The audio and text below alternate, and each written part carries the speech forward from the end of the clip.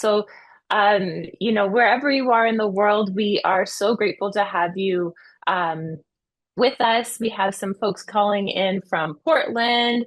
We've got Arlington, Jackson, Florida, Minnie, another Canadian in the room, Mark in Detroit, Juniper, Florida, Berkeley, California, St. Louis, Missouri. So we've got folks from all over North America with us, which is truly wonderful.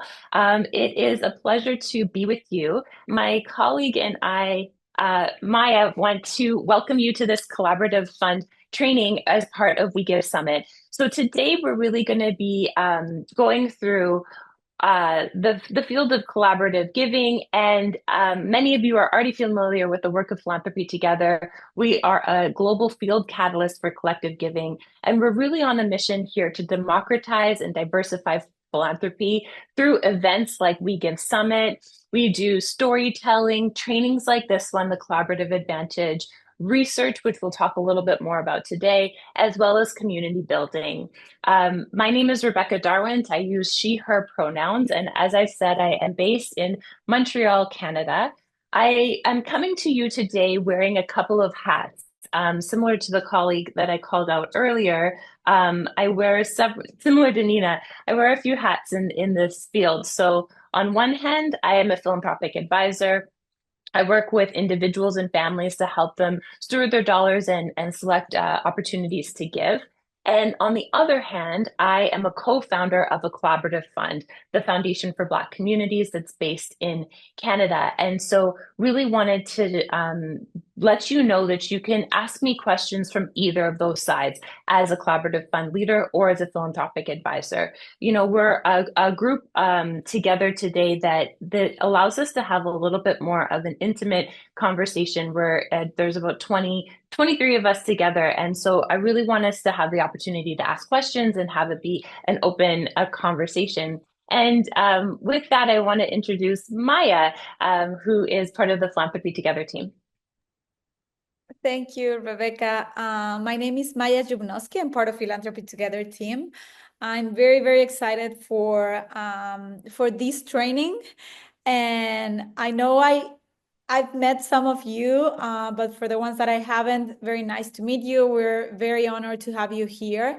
And I'm part of Philanthropy Together, but I specifically work with Rebecca and ISIS doing all the collaboratives work. So yes, beyond excited to be here, and just let me know if you need during the training. I'll be on the chat, so let me know if you have a specific question or request, and I will be sure to address it to Rebecca, who will be presenting. Beautiful. Thank you so much, Maya.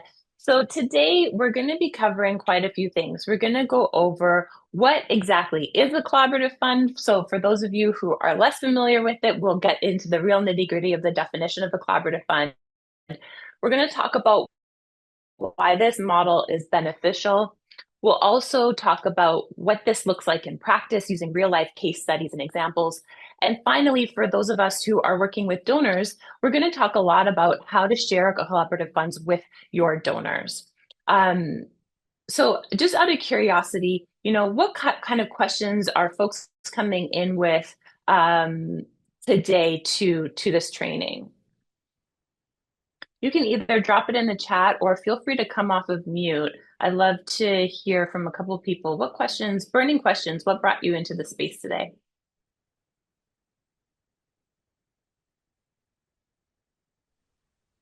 I'll go ahead and jump in, Rebecca. Thank you, Susan. Sure. I am interested in finding out, I'm looking for basically a directory of collaborative funds. I'm aware of the one that Bridgespan has produced, but wondering if there's anything that is, may I say, less clunky. Well, I have good news and bad news that will be covered in this training. And the reality is we're such an emerging field that really the bridge span is kind of like the point of reference. There's a couple of other places which I'll share a little bit later, and when we get to that section, I can share how we can make it more sophisticated for ourselves and do a little bit of that legwork as philanthropic advisors. So thank you for that question. Thanks. We're hearing from folks in the chat, how might we go about selecting an issue area in a way that is power and positionality aware? We'll be talking about community-led collaborative funds, which will be able to help you with that. Megan and April, donors often ask how their dollars and giving make the most impact in the areas that they're interested in and committed to. So we'll be able to unearth that. How to introduce collaborative funds to donors who don't know much about them. Awesome. So we have a lot of amazing questions, and I'm really excited that I think most of these are going to be answered as we go throughout this training. If they're not, we'll have lots of time to discuss as we move forward. So what exactly is a collaborative fund? Like, where are we starting at the very beginning? I want to really ground this in the fact that collective and collaborative giving is not new, and it is not distinctly American or North American. It is based in giving practices that have been around for millennia. In Canada, we have many Indigenous communities that practice potlatch. We have Sel in Haiti. You have tandas in Mexico. You have souk in Martinique, and in the country where my family is from, in Guyana, we call it box hand. And so we know that this is a practice that is really commonly seen. And what is really grounded and rooted when we talk about collective and collaborative giving is the sense that we are creating belonging. There is a holding of space for discourse that we give with trust, and that we act in abundance. So as we go through this training, I just want you to kind of be grounded and rooted in these principles of collaborative giving, because the best part of this practice is that we're doing it together. We're not doing anything in isolation. So at its root, what we are talking about is that funding one-to-one doesn't fit the scale and complexity of the crises that we're facing in the world. No one single grant or one single philanthropic institution or one single donor is going to be able to shift really anything, because the level of complexity that we're facing today is so vast that we're really looking to move into a many to many approach. And that's what collaborative funds give us. We have an opportunity to move from one to one to incorporate many different viewpoints and ideas coming together on the donor side as well as on the grantee side. So here we're talking about closing the power dynamics and moving away from that really top-down, funder knows best, funder sets the priorities, to a kind of a circular model, which we'll be able to dive into a little bit more here. So the reason I've already kind of alluded to this is, at its core, what we believe when we're talking about collaborative funds is the crises that we're seeing, whether it's climate change, a warming planet, racial injustice, human rights abuses. These are challenges that are really intertwined between belief systems, economic practices, political ties and affiliation, globalization, capitalism. All of these different systems are working in a specific way. And how are we really hoping to have any real progress and impact if we're not really looking at interwoven solutions? So collaborative philanthropy and collaborative funds in particular, this is an emerging field. And the taxonomy and the naming conventions are also emerging. So we have seen many different names. You'll see many of them on here, whether it's a pooled fund or an intermediary, a donor-led collaborative, regranter, flow-through funds. All of these names are really different ways of just naming the very same thing. So here, and for the purpose of this training, we're going to use the word collaborative funds to encompass all of these different types of manifestations of that. And so there are three key parts to a collaborative fund. First, principle and characteristic that we see is that we're pooling resources. So pooling resources can go beyond the dollar, but the financial resources is one piece. We're also pooling our voice. We're pooling relationships. We're pooling political and social capital and our strengths. So any funder can come into this ecosystem and they're looking to work with other like-minded funders. The next key piece of a collaborative fund that is really important to recognize is that there's multi-level collaboration. So we're moving beyond that top-down approach that I mentioned before and really getting into a space where we're in dialogue and in relationship and working together so that the collaboration is happening not just between the donors and the grantees, but often between grantee partners themselves as well as between donors. And the third characteristic of a collaborative fund that we want to highlight is that we're looking at scaled systems change.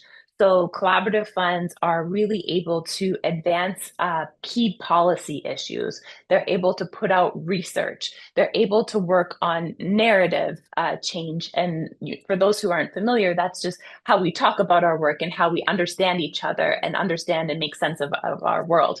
And then we also see with collaborative funds a real understanding of how movement building happens and funding kind of these different tactics that are outside of direct programming. Really, a collaborative fund is looking at creating an interconnected ecosystem, and they're able to leverage trust, relationship, and systems at a quite substantial scale. So collaborative funds, we talk about this, that they exist in that messy middle. And in the messy middle, they are creating alchemy, right? So one way of looking at this on one side is that they are funders. So they act like a traditional foundation or a philanthropic entity. They make grants. That's their bread and butter. Every day they wake up and they're ready to deploy funds. But they're doing it in a slightly different way. Oftentimes they're seeding grants to small grassroots organizations that aren't as equipped to apply to large kind of institutional foundations, like the Gates Foundation or the Ford Foundation as examples. Then they kind of provide wraparound supports to their grantees. This might look like technical support. So they might actually help their grantees apply for other grants or help them understand budgeting, help them deploy their capital in new ways. They might also help them by making introductions to other funders and letting them be more familiar with the philanthropic landscape because they often are that first funder in. So that's how they operate as a funder. On the other side, they're also grantees. So they are also fundraising. They may act like a nonprofit in the sense that they're building the field. They sometimes offer programming, do direct programming as part of their mission and mandate. The other thing that they often do is convene. So they host events, kind of like we have this event hosted with their grantee partners. They might be writing research, they might be offering policy briefs.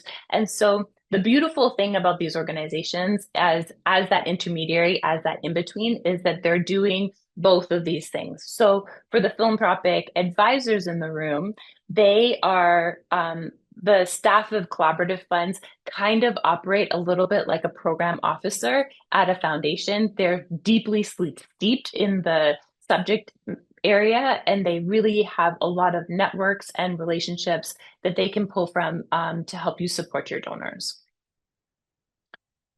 So many of us in the room here are used to working with our donors and helping them either give to a 501c3 to do their charitable giving, 501c4s for their political giving, and then looking at recoverable grants for their impact investing. And really, your donor is the hub point and the dollars are flowing out.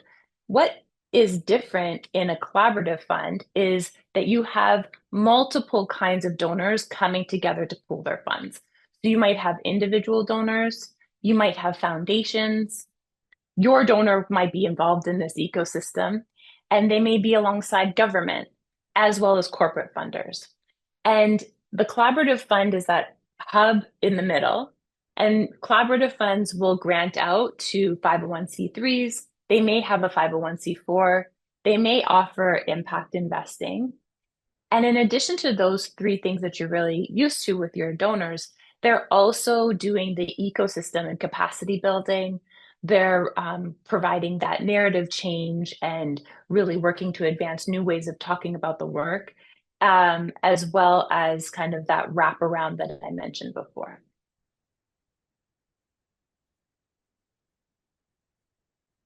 So some of the unique features that we see with collaborative funds is the way that they operate in comparison to traditional philanthropy is just a little bit different. So we have a standalone organization. So it's a standalone vehicle. It might be fiscally sponsored or have their own 501c3 status. It allows you to share that risk. So instead of giving out maybe 100 grants that you have to manage, you can give one grant to one organization and then they deploy it to those hundreds of grantee partners. So that gives you leverage. Oftentimes, collaborative funds are extremely efficient, so they operate with small teams, very lean staff. And the makeup of these funds is that they're quite different and they're very diverse. So research shows that almost half of all of the funds reported are led by people of color, compared to only 10% of US foundations. As a result of having that difference in leadership, women and BIPOC leadership, we are also seeing that the way that collaborative funds grant and how they're in interaction with communities is really centered on equity. There's a clear focus on racial justice, gender justice for a lot of the field, and they're really proximate to their grantee partners. So they often come from the field and are hired into it. So they might have been, if the collaborative fund is working on climate justice, it might be somebody who was working in climate activism for several years, and then they come into being on the funding side of things. So these are some of the unique features that we see. To highlight this, I want to be able to give you an example right off the bat. So this case study is with Pop Culture Collaborative. Pop Culture Collaborative is really a unique collaborative fund because their entire purpose is to advance narrative change. And the way that they do that is using pop culture. So you'll see multiple funders are at this table. You have organizations like the Ford Foundation, alongside Open Society Foundation, alongside the Omnivore Network. Pop Culture Collaborative also receive funds from McKinsey Scott, so they also receive funds from individual donors. And then, so that's kind of like the multiple funders on that top, arc of multiple pooled dollars in. And then they deploy every year $25 million. So they have this investment that goes out to their ecosystem of grantees. As you can see, it's quite a lean team. There's about, you give or take, 12 to 15 folks on their team. And that is a pretty small team to deploy that amount of capital. This collaborative fund provides really unique learning opportunities. So they have a highly curated donor table where they work with the donors to educate them on narrative change, to kind of go through learning journeys. And it's an opportunity to really partner and to go deep in an issue area. Some funders who are not familiar with narrative change, they could come into this collaborative fund and use it as an opportunity to learn. And some funders who have been in it for a long time are able to reach the scale that they might not be able to do on their own. So in philanthropy, we kind of have a funny challenge where we're limited by the English language. And so you might be asking yourself, hey, Rebecca, what's the difference between a collaborative fund and a funder collaborative? A funder collaborative is really oftentimes aligning knowledge. So it might be a table that is like funders connected around education, and everybody comes to talk about new policies and issues that are coming out, but they're not necessarily deploying capital together. So we're going from aligned knowledge to aligned resources. What's the difference between a collaborative fund and an issue fund? Issue funds tend to have static lists of grantees, where collaborative funds have active strategies that are changing on a regular basis.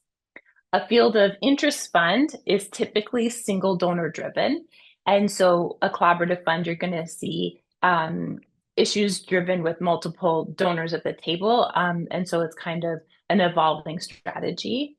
Community foundations tend to be DAF or endowment driven, whereas collaborative funds are raising dollars and putting dollars out every year as part of their strategy. And then finally, giving circles. You know, we're part of this growing movement, and giving circles tends to be more local in scale and volunteer driven. And collaborative funds tend to be systematic in their approach and have large scale impact, as well as having staff that are paid staff and are there, 365 days a year in service to their grantee partners. I'm just going to take a moment to pause and see if there's any questions. I'm seeing lots of note taking. The the training will be shared, so you'll be able to review after. But just wanted to Yes, we have some open it up. questions, Rebecca, on the chat. Oh, thank you. Oh, I haven't seen them. Just give me. There we go.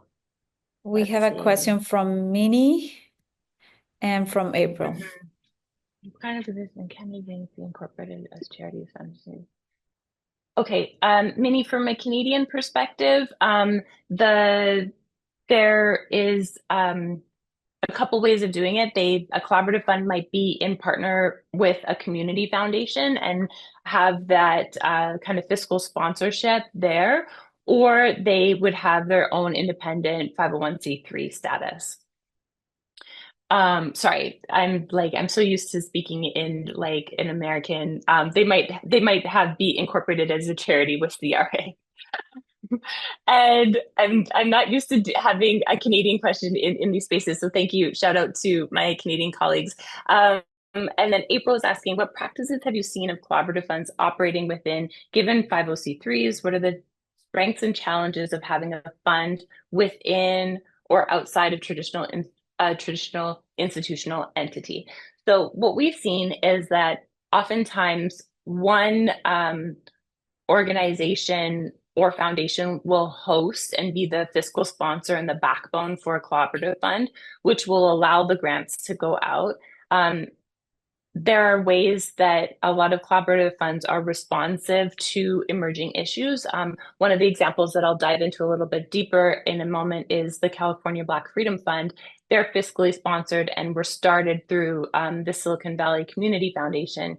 With time, and as the organization, the collaborative fund's capacity itself grows, there's often a desire to spin out an independent 501c3. So as a philanthropic advisor, you might see someone who, or an organization start with the backbone so that they can be granting right away, and then put in their submission for charitable status.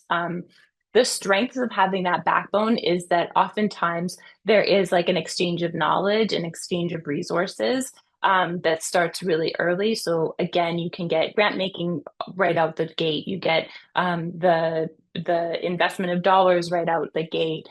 The limitations is that it's hard to have two entities within one. And so collaborative funds tend to have independent advisories. If they're not an independent 501c3, they don't need to have a board of directors that's separate or a board of trustees that is separate. However, they're accountable to their advisors, and that can cause some stickiness and some tension just because of competing mandates. and Philanthropy Together also put out a training on the business model of collaborative funds. And when you're fiscally sponsored, a portion of your dollars goes to the administration of those dollars. And so that can be a bit of a challenge. Yeah, what can a giving circle gain by partnering with a collaborative fund? I think a giving circle partnering with a collaborative fund would have an opportunity to learn from the grantee partners that the collaborative fund is working with.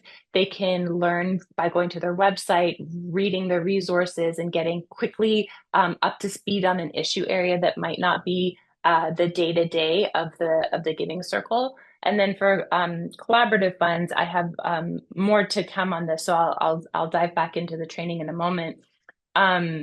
There is a way to understand what is happening locally. If it's a national collaborative fund, you can see who their grant partners are in your local area and be able to facilitate new connections that you might not have found on your own. And then Nina, that other question around what kind of scope in terms of footprint, whether it's regional, state, or city, we'll get into that in just one moment. So why is this model so impactful and beneficial? So collaboratives are really a different class of giving. As I've said before, they are operating in a way where they're both a funder and a grantee. They're growing at a very fast pace. We see about 400 collaborative funds globally, and more are kind of popping up as an emerging field.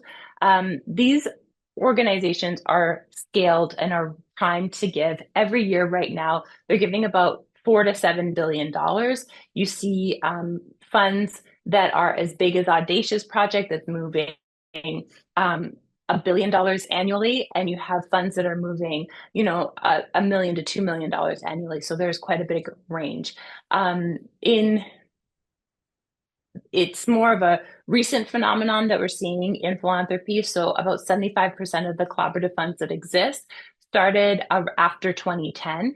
However, there are some collaborative funds that have been around for 20 years. So there is that kind of newness to the field, but it's also learning from our colleagues that have been in the field for a lot longer. What's been interesting to see that Ben has shared is that this movement can deploy up to $17 billion without adding a single staff person. So this is a movement that could really deploy significant capital. So those of us who are working with donors who maybe have high capacity and are looking to grant, $1 million, $2 million, $3 million, upwards, 20 million a year, depending on the scale, whether they have a foundation or they're moving that kind of capital from their DAF, collaborative funds are able to absorb that capital and get it out quite quickly. So one of the shifts that I wanted to really walk us through here is the shift that has happened with collaboratives and their decision-making power. So collaborative funds can have a range, whether they are donor-led, staff-led, or community-led. And ultimately, all of these different types are accountable to somebody. On the donor-led side, the donor-led collaboratives are accountable to their peers around the decision-making table, to other donors at the table. And then on the right-hand side, we have community-led collaboratives that are really tied to and accountable to the communities that they serve. Oftentimes on the community-led side, you'll see that the organization and the dollars are being stewarded using participatory decision-making processes. They might have an advisory council of people who come from the field that can share their wisdom, share their relationships and networks. And then in the middle, you have this example where it's staff-led. And this could be where the staff themselves, again, come from community, or it could be where the staff is a donor. So just like we all wear lots of hats in this field, that shows up within the collective and collaborative giving space as well. I want to take a moment to dive a little bit deeper into the community-led collaboratives, because that was a question about how we can get are giving to be more proximate to grassroots organizations. So as a philanthropic advisor, you may want to look at the makeup of the collaborative funds that you're kind of looking to present to your donor and really want to prioritize and at least take a moment to explore the community-led collaboratives. This is the ones that are centering lived experience, professional experience, place-based learning and experience, oral histories, where the expertise is really driven from being part of the community itself. And this is where you see communities making decisions, not just about where the dollars go, but also setting the priorities from the very, very beginning. So we see, in Canada, we have Right Relations Collaborative. It's a collaborative that works with Indigenous peoples in British Columbia. And here, all of the Indigenous aunties are the ones making decisions for their communities. The Black Feminist Fund funds internationally, and Black feminists here are making the decisions about the grants. And then you have Resourcing Refugee Leadership Initiative, where refugees are making decisions about the what to prioritize as well as the dollars to deploy.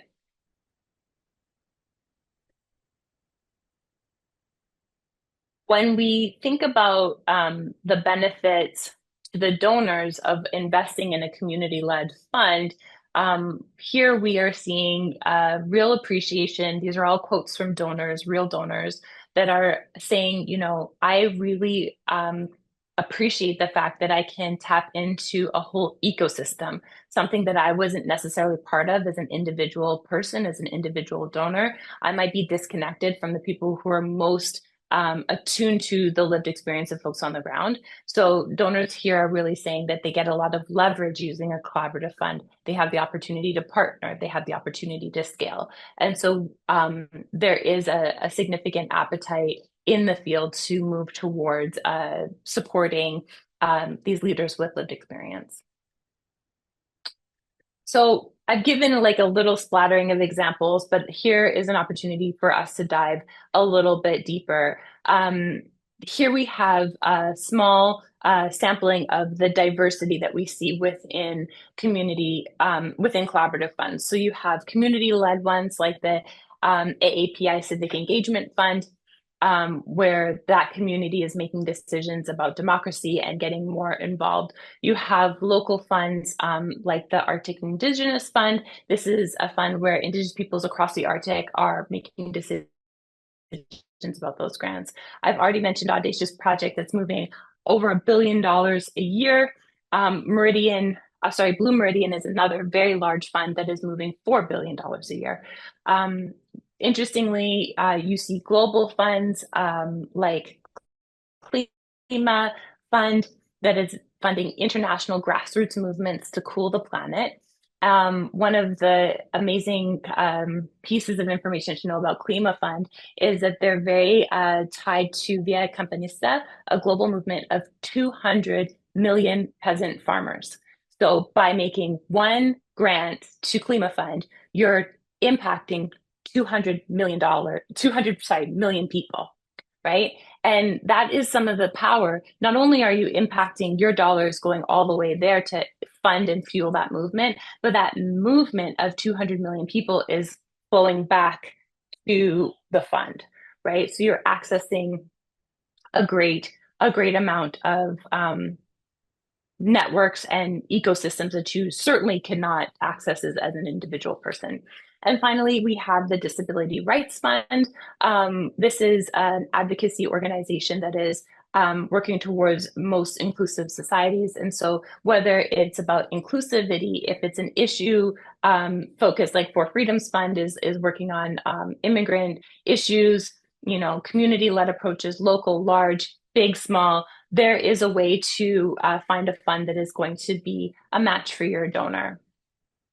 Now, taking the California Black Freedom Fund, as I said before, this is a fund that was incubated with the Silicon Valley Community Foundation. And what I want to show you more deeply with these case studies is the action and some of the impact that they're able to do because of how they're operating both as a funder and as a grant partner. So California Black Freedom Fund did a really interesting thing after there was a very explosive leak exposing racism at the LA City Council. They went into a mode of responding to this moment. They deployed funding to organizations that were working in LA on racism and anti-Black racism in particular. But they also then convened a table with grantees, elected leaders, and funder partners, and they were able to specifically highlight the stories of the accomplishments of Black-led organizations on the front lines. So they had the ability to deploy the capital, but they also then were able to change hearts and minds of people on the city council who, had that exposure of racism and kind of were the bridge. They were able to create that convening and that relationship that hadn't been done before. The next example I'm going to share is Hive Fund for Climate and Gender Justice. So Hive is working across the US South, and not a commonly known fact, but the South is responsible for 40% of the US's global warming pollutions. So a significant amount of pollution is coming out of that region, but only 23% of the funds for climate philanthropy get to the South. So Hive is a fund that has really been able to leverage participatory grant making models to get dollars into the hands of really people on the ground. And what was interesting about how Hive has gone about their work is that they have looked at their granting portfolios over a couple of years, and they were able to really identify two key areas that grantees were seeking. They were looking for support in healing justice. So a lot of people were facing burnout and feeling really tired and run down by being on the forefront of the climate movement. And they also were seeing their activists facing cybersecurity attacks, facing threats on their physical threats and on their personhood. And Hive created a responsive granting stream to really provide training on grief frameworks and conflict mediation, and provide somatic training to address some of the healing needs of their community and their grant partners, as well as they provided the technical support of cybersecurity audits, helping folks come up with an organizational safety plan to ensure the physical safety of the buildings where their grant partners were working out of. So, these are the kinds of creative solutions that we are not necessarily going to see as a philanthropic advisor, certainly as an independent philanthropic advisor. This is the kind of learnings that is really fresh and steeped in the front lines of communities that are proximate to these collaborative funds. Oops. And then for those of us who have funders who are interested in international, I've already shared a couple of examples of international collaborative funds. DASRA is one that came out of the Giving Circle movement. So it was started by a Giving Circle. They've been around for 20 years as well. 25 years. It was founded in 1999. And what is fascinating about DASRA is they are one organization that actually has 7 different collaborative funds as part of that one hub. So they have different issue areas that they're trying to advance in India. And this organization over the 20 years now has 100 staff. They have moved $300 million, and they have granted to 1,500 NGOs across India. So scale kind of unmatched, right? And the example that I want to highlight from this group is that they have their DASRA Adolescence Collaborative. So they're investing in teenagers and young people. They had the ability to mobilize 300 girl champions across 3 states, 85 villages, and they had a letter writing campaign to elected officials to have an adolescent health day. So by working with 50 nonprofit organizations, they were able to activate this huge campaign which was successful. And all of these girls were able to go meet those elected officials. And the kind of added element that this collaborative fund brought into it was the storytelling. So, in addition to funding the nonprofit organizations to mobilize this movement of young girls, they also funded a documentary film. So, this documentary was captured at the same time of the of kind of this grassroots movement, and that film is available on YouTube to watch. So they have been able to have that local on the ground like impact with those each individual girl. The village is impacted, the state is impacted, and ultimately me all the way in Canada, I am impacted by being able to watch this documentary film. So a lot of us like artificially work in these kind of like geographical distinctions. And it's like, okay, Rebecca, that's great, but we're talking about an international fund. What does that mean for me in the city that I'm living in? What does it mean for me in Jackson, Florida? One of the things that is really interesting, particularly for those of us who are in the US, a lot of collaborative funds in the US are working on a national scale. And so you might have a donor who is not interested in the national scale.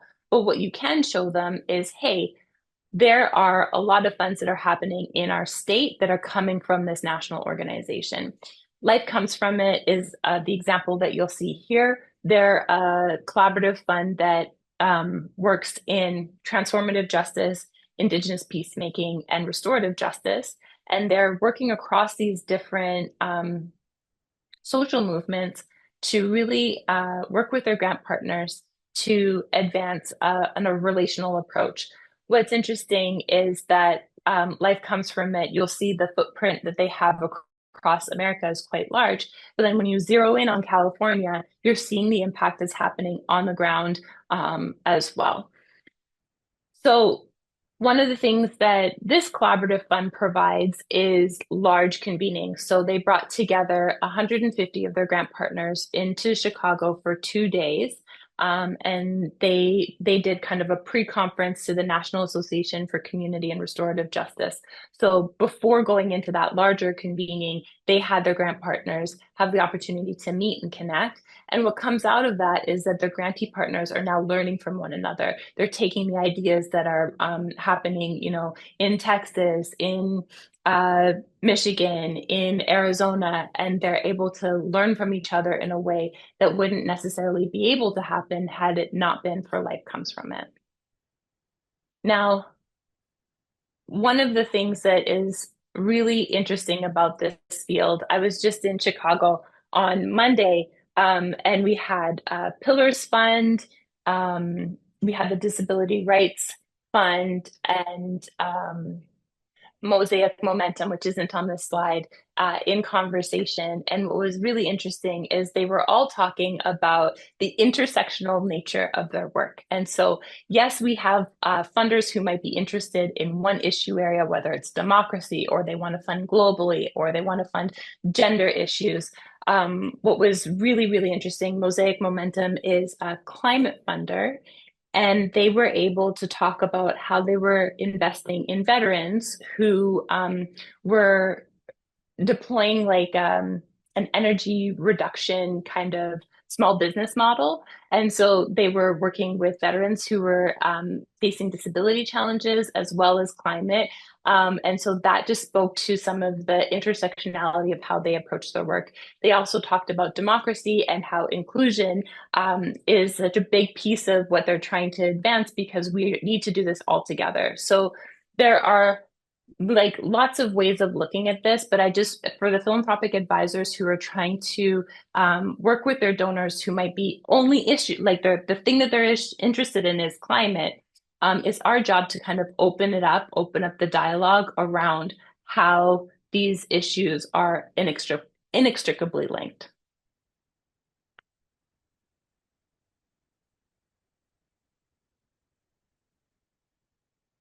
I'm just Oh, interesting. Nina, so just responding to a couple of the questions, Nina, Agree, we need a Black Freedom Fund in the Midwest. We need a Black Freedom Fund everywhere across the lands. Any connections with the School Foundation? Well, I don't work with the School Foundation personally. I do know that every year School funds collaborative funds. So if you look at the school grantee list, there's absolutely collaborative funds who are there. And for the last 2 years, the School World Forum has hosted convenings for the collaborative funds that are at school. So definitely really well networked kind of ecosystem. And many of the people, we had a huge collaborative funds convening in San Francisco in March, and many of the funds were already organizing there to say, hey, are you going to school? I'm going to school. Let's connect when we're there. So that is something that is really beautiful about this community. I'm going to take a quick pause. Just check in with folks. Thumbs up. How are we doing? Drop any questions in the chat. People, I thank you for my friends giving me visual cues. This is the part of the training that we're now going to shift our focus. Yay, thanks for the thumbs up, friends. We're going to shift to really thinking about donors and how we're going to be able to share this information with our donors in a way that they're going to be able to get on board. So the Gates Foundation has actually done some research that shows the case for collaborative funds. So they did a survey of donors that were investing in collaborative funds, and they really were able to demonstrate that collaborative philanthropy as a narrative to say, you know, when we grant together, we build together, that narrative is very appealing to donors. They also were able to find that 75% of donors were interested in giving collaboratively. And once donors were exposed to the narrative about collaboratives, their favorability of being interested in giving to them went up by 30%. So this is a message that resonates with donors who are really interested in sharing knowledge. They want to learn, and they also want to see scale. So there's some of our donors are like, you know, they really want to see their dollars maximized. And this is a way for you to be able to provide that to them. There are probably hundreds of reasons to invest in a collaborative fund. Here's a small sampling of what you will see from a donor's perspective. So again, some of them want to really see that systems level change. Some of them are on a learning journey. They have been investing, maybe their family foundation has been investing in workforce development for the last 40 years, but the next gen is really interested in gender issues. And so they want to take the entire family foundation on a learning journey into gender. You will see people who are interested in getting diligence from others. They're a little bit risk adverse. They don't want to be the only ones granting an organization. This is an opportunity to share that risk. There are some people who are interested in systems change or who are on a trust-based philanthropy journey and they want to learn more. This is one way that they can do that. So there's many, many entry points into the model for donors.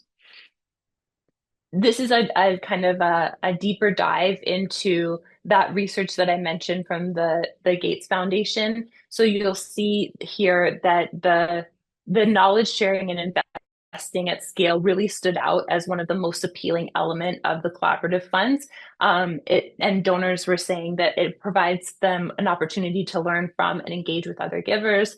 And they are the expectations of impact and results they really appreciated. That is like the reduction in overhead that you can get by having that lean team is also something else that is appreciated. So there's many things that appeal to donors, and it's really helpful for us to kind of position this work in a way that they're going to be able to be excited about, right?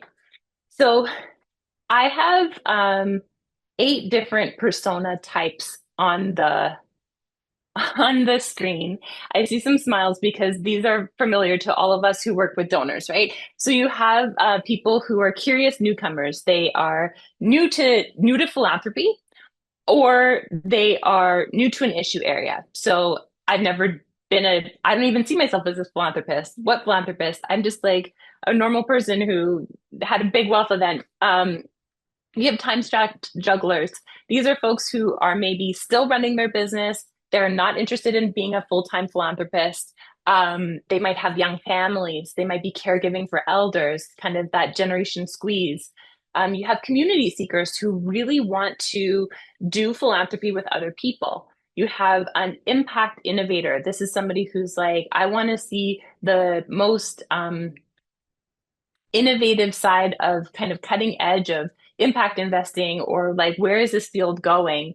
The philanthropy pusher is somebody who is tired with the old way. So they might have grown up with a traditional model of giving and they're not interested in having their name on a hospital wing. They want to see something different from that side. Um, a big better is looking at, you know, I have $15 million of capital. Where can I put this to see kind of like the test of that scale? An equity generator is somebody who might be on the process of learning, more about their privilege and their access. They want to be able to tap into a movement that can advance equity. And then a libertarian learner is somebody who is really interested in self-determination. And they're most interested in seeing kind of that lean team and governance kind of outside of formal institutions. So thank you, Elena. Forgive me if I didn't say your name right, but I would love to know from this crowd, who are you working with the most? Like, where do you want to dive deeper? I can share, drop in the chat one or two personas that most represent your donors.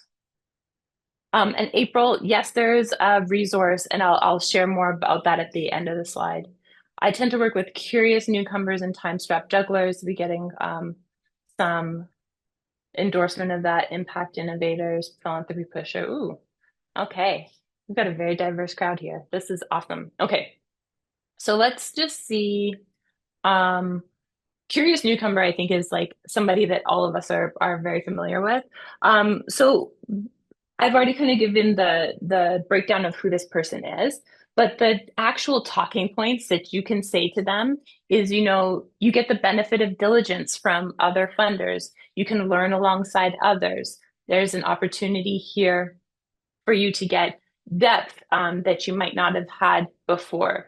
If they're risk avoidant, this could be a one-time experiment. Just give one grant to one collaborative fund and see what will happen. You'll learn from the shared diligence. So you'll get somebody else has vetted the grantee partners. And so that might make somebody feel a little less timid about granting for the first time. They're given access. So you'll be in relationship with local partners that you might not have otherwise heard about. And for those who are interested in exploring equity by investing in a community-led collaborative, they can start that journey without necessarily exposing themselves too much. Oh, my pleasure, Megan. I'm glad this is helpful. So let's kind of dive into the time strap juggler. Okay, so the key points here that you might be able to highlight for a time strap juggler is that you can get straight to the impact without needing to like dedicate every single day to your philanthropy. So you can access the 200 million peasant farmers with one grant. You can, like be part of systems change across all of India with one grant. And it's flexible, like some collaborative funds will ask for their donors to be involved and be at the decision-making table. And some collaborative funds, they're just looking for the grant. You don't have to be tied in the day-to-day. You don't have to sit on the board. You don't have to dedicate your volunteer time to them. So this is one way to kind of message the benefit of collaborative funds. And I'll just do one more, I think. let's do the big better, because this has an important point in it. So I believe it's a fallacy. So this is just Rebecca speaking. A lot of people are worried about the absorption myth.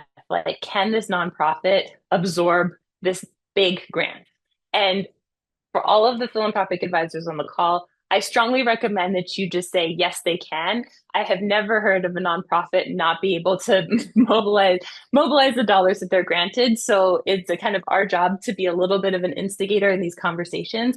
However, with very, very good assurance, I can say that collaborative funds are able to absorb large multi-million-dollar grants. And that's because they have the mechanisms in place to deploy that capital quickly. They have the relationships, they have the networks. And so this is something that if you have a big bettor who is really ready to deploy capital in a big way, you can, instead of maybe going to that small grassroots organization, you might want to consider going to a collaborative fund so that that organization, that donor, is accessing hundreds of grassroots organizations.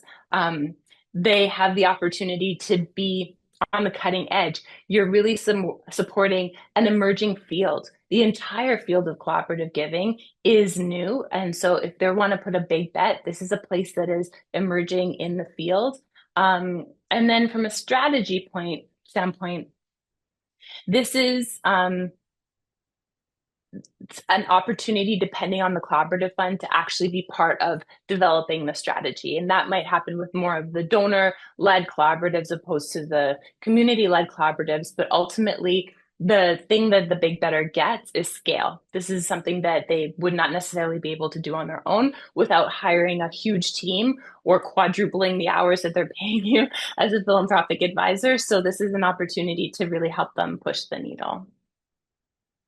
So more on these towards the end of the training. One of the things that does happen is that we all, including ourselves, get a little bit caught in some traps, some hiccups along the way. And so you might have your donor share with you, this all sounds great, except isn't this just overhead being taken away from the real work? And the response that we would offer in this case is that investing in a collaborative fund leadership is actually an investment in the ecosystem as well. Oftentimes, the leaders of collaborative funds came from the field themselves. And in the case of the Foundation for Black Communities, for example, an investment in the Foundation for Black Communities is an investment in 25 new philanthropic leaders who are now able to change the entire system, that they were not there before. A lot of times we might hear folks really want the recognition, they want their name on the wall, or they might want to see their name in the annual report. In this case, it's a bit of shining the light on the bigger win. The bigger win is the impact that's going to be happening on the ground. And that means even more than the personal recognition or the personal attribution that one might get. Collaboration being messy and slow, we can't change that. So this isn't kind of like, we're not going to sugarcoat it. We're going to acknowledge that collaboration is messy and it can be slow. But that's also where all of the learning and the accountability happens.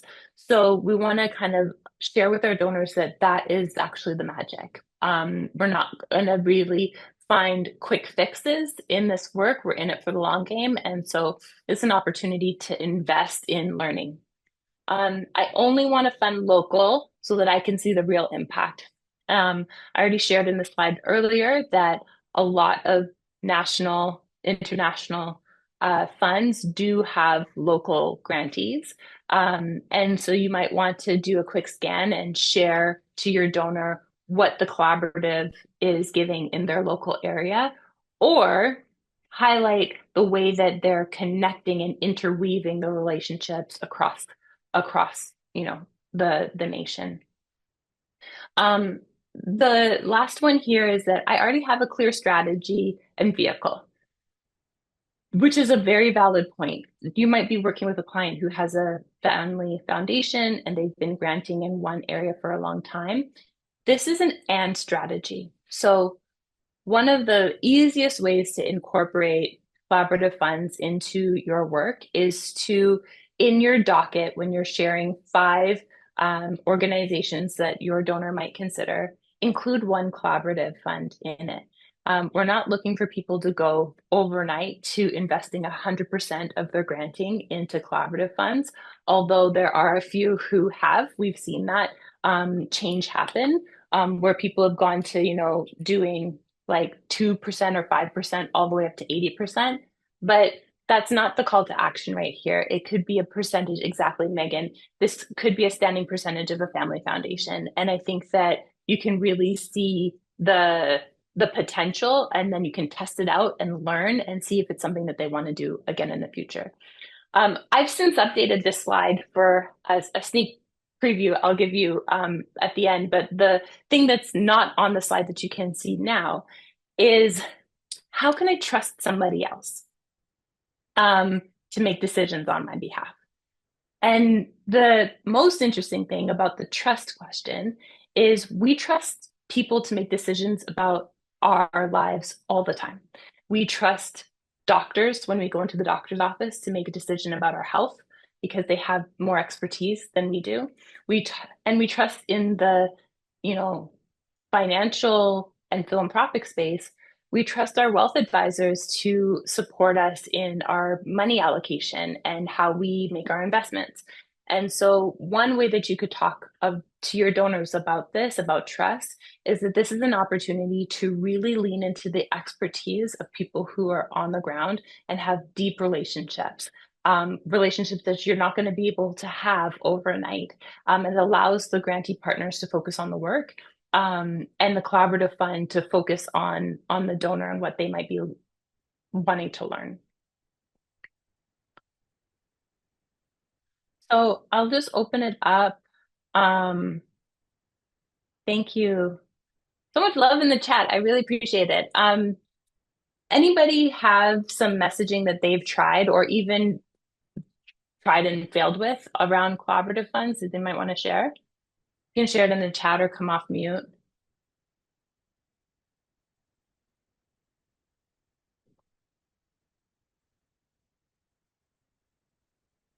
Bye, crew. All good. All good, friends. I get it.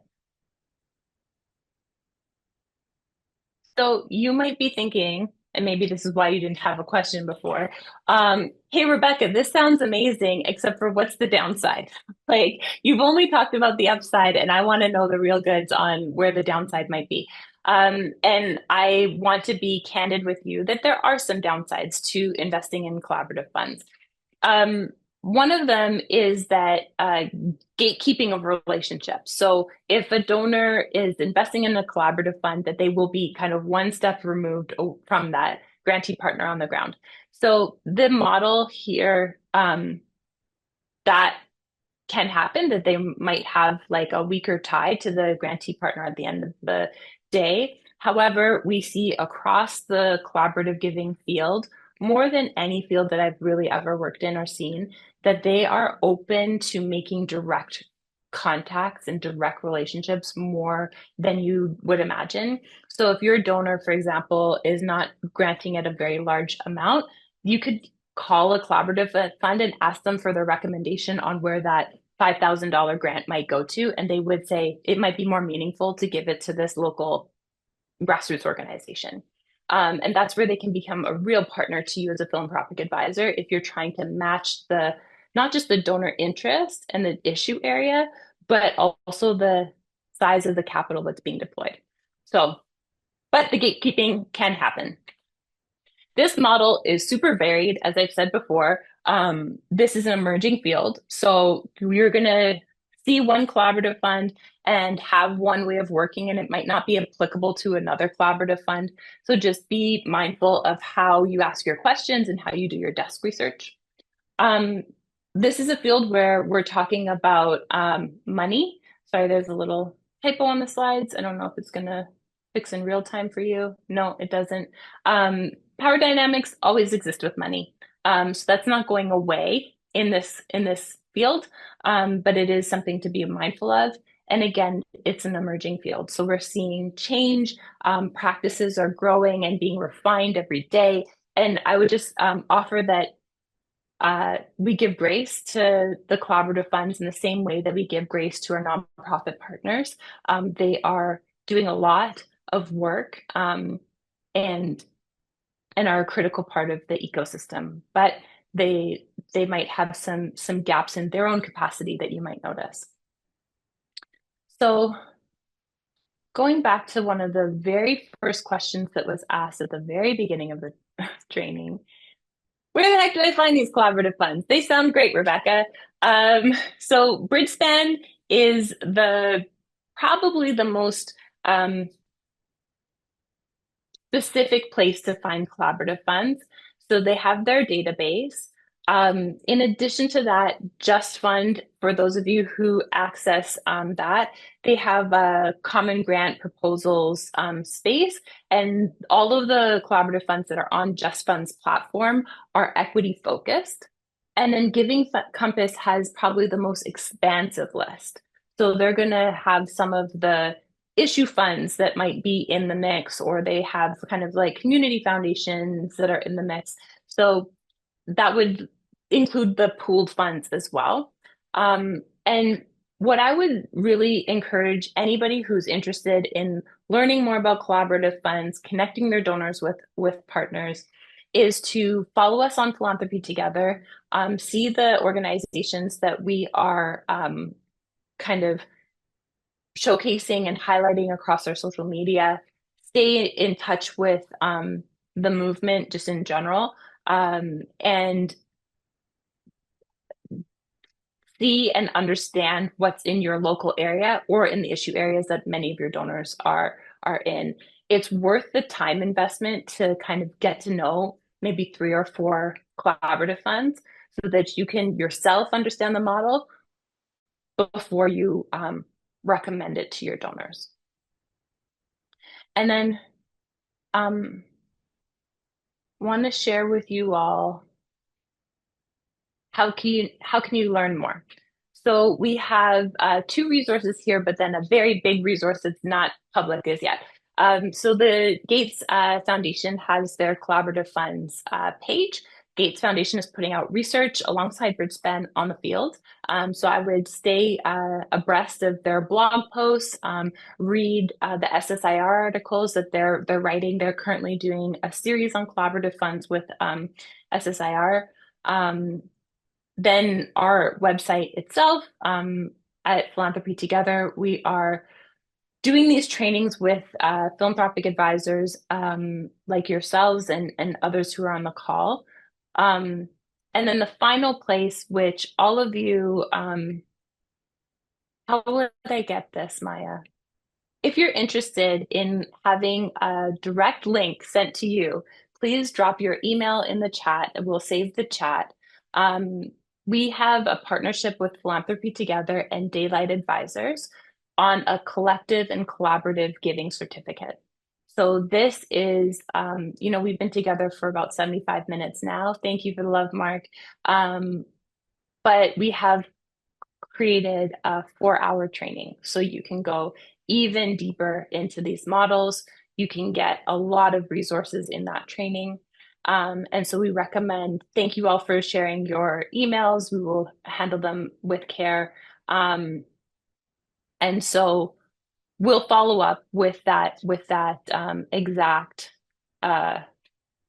link because it's not live yet. It should be live within the next 2 months max, maybe even sooner. So I'll surprise you if it's sooner, but definitely before the end of this quarter. So that's another place that you can take this information. You'll be very familiar with it. It's a self-paced learning module, so you'll be able to go in at your own pace. So that would be my next recommendation on how to go deeper and have this resource at your fingertips all of the time. So I'm going to kind of close this out before opening it up to Q&A to just say that 17 billion mark, being able to move $17 billion of capital without hiring a single staff person, that's where the magic is for me. We're talking about times where we need capital to be mobilized, we're all in a position of energy and momentum, and we have a really distinct role to play when it comes to working with donors and helping people understand where they can tap into something that's bigger than just themselves. So I am, so delighted to be with you all. Thank you so much for taking the time out of your day to be with me and Maya. If you have questions, please. Yes. Okay. So April, you're just giving me the slam dunks. So this is going to be our last training like this, the last collaborative advantage training. It'll live on the We Give Summit platform, so you'll be able to kind of come back to this as a resource. And where this work will be in sustainability mode is via the Daylight training that I just said. So Daylight will be your partner of reference as it comes to training on collaborative funds going forward. Yeah, would love it if you share the link when we send you the email. Share it with your colleagues, and connect on LinkedIn and connect with us through Philanthropy Together.